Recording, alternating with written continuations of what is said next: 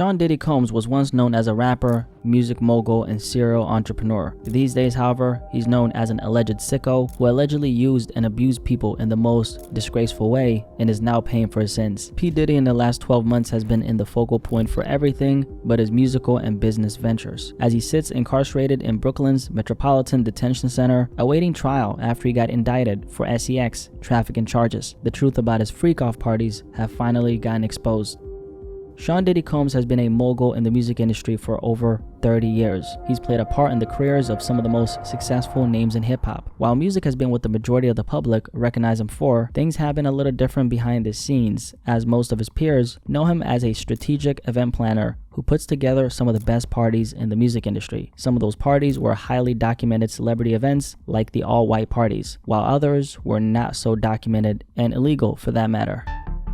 In the late 90s, Sean Diddy Combs started hosting these all-white parties. The all-white party was an industry party hosted by Diddy himself. There were 3 different criteria for anyone who wanted to attend. Number 1, come with a good attitude, ready to have fun and let loose. Number 2, have ties to the circle of celebrities attending. And number 3, show up in white clothing. The parties were a white dress code and decor themed event attended by all the A-list celebrities in the industry you could possibly think of. The events initially started getting hosted in the Hamptons before moving to other locations that Diddy picked. These parties were supposed to be a fun day/night of festivities, which it eventually was for all the high-profile celebrities who attended. And the intention behind the white dress code was a way to strip away everyone's image and put them all in the same color and on the same level as stated by Diddy himself. Diddy described these parties as breaking down racial barriers and generation barriers, as the attendees came from all walks of life, different ethnic backgrounds and racial backgrounds, but they were all still connected through the circle of elites they were rolling in.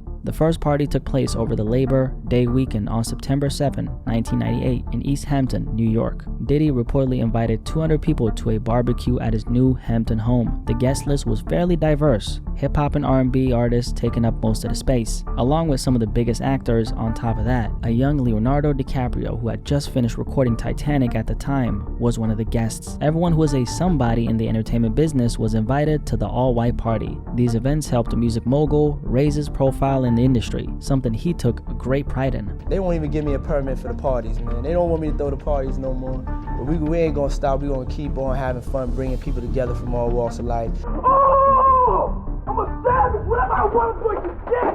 Whatever I want, I have to get.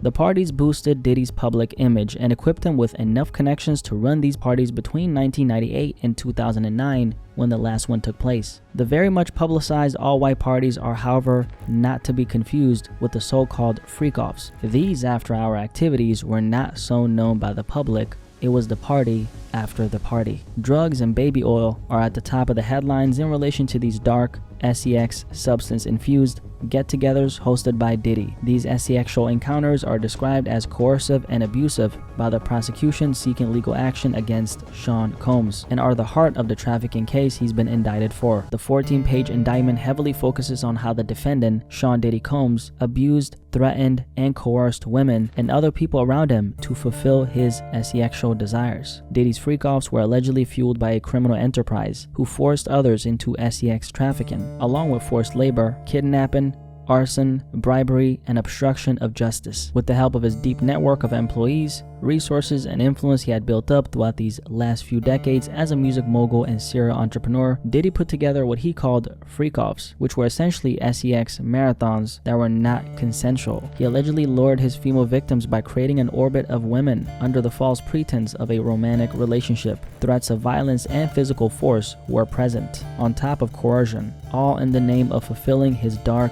desires. The freak-offs were essentially an explicit show which sometimes lasted for multiple days, directed and hosted by Diddy himself, and it involved multiple people at a time, both men and women. As Diddy was pleasuring himself, unbeknownst to the alleged victims involved, he was also videotaping these moments and saving them as leverage against them. Another critical aspect of this is how Diddy, as a way to sedate and control his victims, allegedly used copious amounts of drugs to keep them in check obedient, and compliant. After these freak-offs, the victims received IV fluids in order for them to recover from the physical extortion and drug use forced upon them. The freak-offs were facilitated by Diddy's enterprise, which consisted of a team that included high-ranking supervisors, security staff, household staff, personal assistants, and other business employees of his. Their duties included booking hotel rooms for these freak-offs, stocking the rooms in advance with supplies for the sessions. Among the supplies were drugs, baby oil, lubricants, extra sets of linens, and lighting for the rooms where the freak-offs were about to take place. The people working for Diddy were also told to clean the hotel rooms after these freak-offs to try to mitigate any room damage. Arrangements for the victims' travels were also handled by his people, and so was the resupplying of any necessary items like the IV fluids, narcotics, and baby oil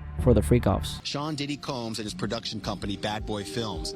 Dozens of agents searched the property for hours, leaving with boxes of evidence. Law enforcement seized a lot of these supplies in March 2024 during a search of Diddy's various residences in Los Angeles and Miami. Diddy had his people handle basically everything for him. Any payments that were made to the SEX workers involved were all done in cash, which was delivered in large sums all over the United States. All Diddy had to do was arrive and it was game time. The emotional, verbal, and physical abuse the alleged victims were subjected to is a big focus in his case. The indictment against Sean Combs states that he maintained control over his victims through not only physical violence, but promises of career opportunities, on top of threatening to withhold any financial support that they were receiving by means of coercion. Those means included tracking their whereabouts, dictating how the victims dressed and appeared, monitoring their medical records, controlling their housing, and propping them up with substances to establish control and preserve dominance over them. During and separate from these freak-off sessions, Diddy, among other things, hit, kicked, threw objects, and dragged his victims by their hair. These assaults resulted in serious injuries that took days and sometimes weeks to heal. On top of this, any resistance to participate in the freak-offs led to the victims' careers and livelihoods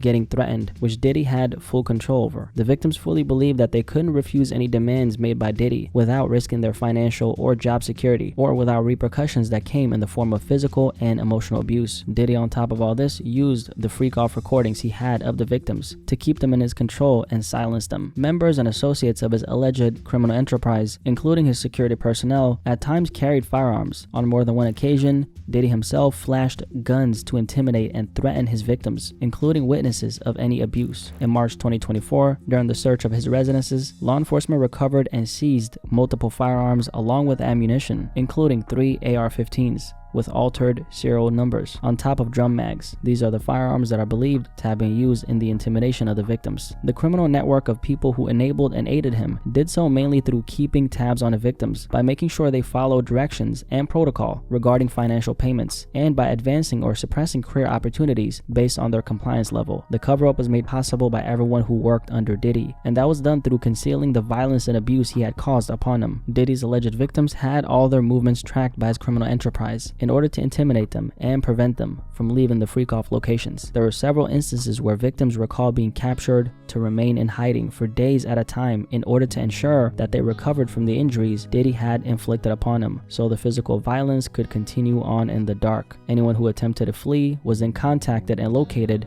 by his employees. Any of his employees who witnessed his abuse and questioned Diddy's authority or reputation were also assaulted to ensure their silence. These acts included physical violence, kidnapping, and arson. In late 2023, following the public allegations of Diddy's crimes in regards to the statements that were made by his ex-girlfriend Cassie Ventura, as his reputation was threatened by negative publicity, the alleged victims and witnesses in his case were pressured to stay silent through means of bribery by Diddy's enterprise. They were told not to report what they knew or experienced to law enforcement, and to provide false narratives of the events that took place if it came down to it. Diddy recorded these incriminating phone calls, and they were eventually retrieved by law enforcement in this case. The freak-offs are essentially described as a horror show that was elaborate and produced SEX performances where anyone involved ran the risk of getting propped up with drugs on top of coerced using physical violence. These freak-offs left the alleged victims so exhausted they had to be given fluids just to recover. Diddy then used all the videos as leverage against anyone who participated and kept them silent and traumatized for years. The end for Diddy is near though, as he is incarcerated and as the government launched an extensive investigation into the life of Diddy with the intention to uncover the dark realities he put his victims through. Anyway, if you made it this far, drop a like since you enjoyed the video, and subscribe if you're new here. Appreciate you for watching, and I'm curious to hear what you have to say about these freak-offs that Diddy was hosting. Let me know in the comment section below, and I'll catch you on the next one. Peace. I'm out.